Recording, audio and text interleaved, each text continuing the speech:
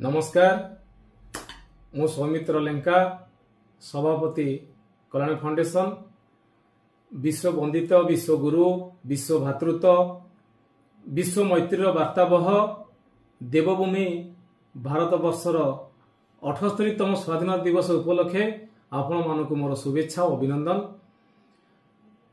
जो मानकर त्याग आत्मबली आमको ये तिरंगा तले एकजुट करी पराधीनतार श्रृंखला को भंग करी स्वाधीनतार महामंत्र देगला जो मानक पई आंभे माने सगर्वे भारत माता की जय ध्वनि रे प्रकपित से चिर नमस्य बरपुत्र तथा महानायक पद तले शत शत नमन जनाऊँगी। आसंतु हर घर तिरंगा अभियान रे सामिल होई देश प्रेमर दीप प्रज्वलन करी स्वाधीनता दिवसर मशाल जालिबा। जय भारत, वंदे मातरम, जय जगन्नाथ।